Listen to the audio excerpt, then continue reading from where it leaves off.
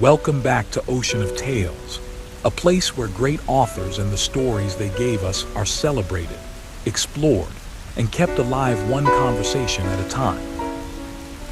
Today, we're diving into the world of one of the greatest storytellers who ever lived, Stephen King. We'll be exploring 20 of his greatest novels, the ones that kept us up at night, changed the way we think about fear, and reminded us that the scariest stories are always the most human ones. Let's begin. Carrie. King wrote this on a typewriter balanced on his daughter's toy desk. The trailer they lived in was too small to have a study. He threw the manuscript in the bin. His wife retrieved it and told him to finish it. Carrie White is a bullied, isolated girl with a fanatical religious mother. She has telekinetic powers she barely understands. It is short and propulsive. King's first novel, and already his central obsession is fully formed. Salem's Lot. A writer returns to the small Maine town where he spent part of his childhood. Something is wrong with the old house on the hill. Something is wrong with the town. King's deliberate attempt to bring the European vampire tradition into contemporary small-town America. The horror is not spectacular. It is slow and cumulative. For many readers, the most purely frightening thing he has written. The Shining. Jack Torrance is a failed writer and a recovering alcoholic. He takes a winter caretaker position at the Overlook Hotel in the Colorado mountains. He brings his wife and his young son Danny. Danny has a gift he calls the Shining. He sees things other people cannot. King's most carefully constructed novel, a study of a man and a family under pressure, with a hotel that makes everything worse. Read this before the Kubrick film, not after. The Stand. A weaponized flu escapes a government laboratory. The world as we know it ends very quickly. Among the survivors, two opposing forces begin to gather. What follows is a reckoning on an enormous scale. King's longest novel, 1,200 pages of America ending and trying to remember what it was. Begin the uncut 1990 edition. It restores material cut from the original for cost reasons. The Dead Zone. Johnny Smith is an ordinary schoolteacher from Maine. He is involved in a car accident and wakes from a coma 4.5 years later. The world has moved on without him. He discovers he can see things when he touches people. Knowledge he was never meant to have. The most humane of King's early novels, quieter than the others. Its central moral dilemma is genuinely troubling. Firestarter. A father and his young daughter are on the run. A government agency is in pursuit. The daughter has an ability that makes her extraordinarily dangerous. The father will do anything to protect her. Lean, fast, and built on momentum. King at his most purely thriller-shaped. Cujo. Cujo is a 200-pound St. Bernard, gentle and beloved by the family who owns him. There is no supernatural element in this novel. There is no villain in any meaningful sense. What there is a situation that tightens without mercy. King later said he barely remembered writing it. That dissociated quality is in the novel itself. The Running Man. Published under the pseudonym Richard Bachman, King's alter ego for leaner, angrier fiction. A desperate man in a near-future America enters a televised game show. The rules are simple. The longer contestants survive, the more they earn. Written in 72 hours, the shortest and most overtly political of his early novels.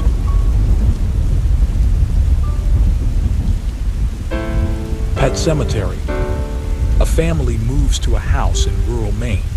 Behind the house, through the woods, is a pet cemetery. Behind that, something older. King called this the one novel that genuinely frightened him. He tried to suppress its publication. It is not primarily a horror story. It is a story about grief and about the lengths people go to escape it. Christine. Arnie Cunningham is 17 and chronically bullied. One afternoon, he sees a 1958 Plymouth Fury rotting at the roadside. He knows, with total conviction, that he must have her. As Arnie restores the car, something begins to change in him. King's most sustained study of adolescent obsession, one of his most unsettling creations.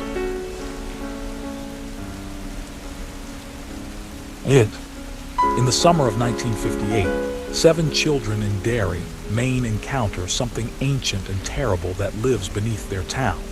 It favors the shape of a clown, King's longest and most beloved novel. 2 timelines, childhood and adult memory, with an aching fidelity to how the past lives in the body. Derry is the most fully realized place King has ever built. Misery. A best-selling novelist survives a car accident in a remote Colorado snowstorm. He wakes in the farmhouse of a woman who calls herself his #1 fan. 2 characters, 1 room. King's most formally disciplined novel. It is also his most direct statement about the act of writing itself. Dolores Claiborne. Told entirely in the first person. A single unbroken monologue by a Maine housekeeper accused of murder.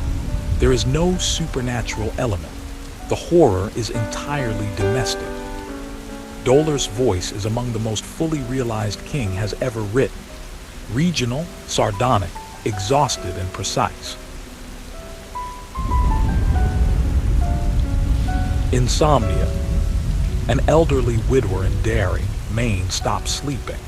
As his sleep recedes, he begins to perceive things not visible in ordinary waking life. King's most openly metaphysical novel. A book about mortality and about what it means to be old in a world built for the young. Long, discursive, and entirely committed to its own strangeness. Bag of Bones. A grieving novelist retreats to his summer house on a lake in western Maine. He cannot write. The house is not what he remembers. King's most deliberately literary novel, written in homage to the ghost story tradition of Henry James and Daphne du Maurier. It moves slowly and takes grief seriously. Dreamcatcher. 4 old friends gather at their hunting cabin in the Maine woods. A stranger stumbles in from the forest. Outside, the military has sealed off a large perimeter of wilderness. Written longhand during King's recovery from the accident in which he was nearly killed. Feverish and strange. King himself has been critical of it. The friendship at its center is the best thing in it. 11/22/63. A high school English teacher in Maine is shown a portal that leads to September 9, 1958. He is asked to use it to prevent one of the most consequential events of the 20th century. Patient, historically immersive, and genuinely moving. King's best novel in a long time, and a careful argument that the past does not want to be changed. Dr. Sleep. Danny Torrance, the boy from The Shining, is now in his 40s. He has arrived at a fragile sobriety. He has found a way to use his gift quietly. Then someone enters his life who needs his help, and something far worse enters alongside her. Less terrifying than The Shining and more redemptive. A novel about whether the damage done to children can be survived. Mr. Mercedes. A man drove a stolen Mercedes into a crowd of job seekers outside a job fair. He killed 8 people. He was never caught. 3 years later, a retired detective receives a letter from the killer. He is bored. He wants to engage. King's first purely crime novel. No supernatural element. A tightly plotted procedural with a genuinely chilling antagonist. The Institute. A 12-year-old boy is taken from his home in the middle of the night and wakes in a facility deep in the Maine woods. Other children are there. None of them came willingly. King's most direct return to the preoccupations of his early career. Children in danger. The violence of institutions, remarkably tightly plotted by the standards of his recent work. His best novel in 20 years. And that's 20 reasons why Stephen King is one of the greatest authors to ever put pen to paper. If this felt like your kind of conversation, hit subscribe.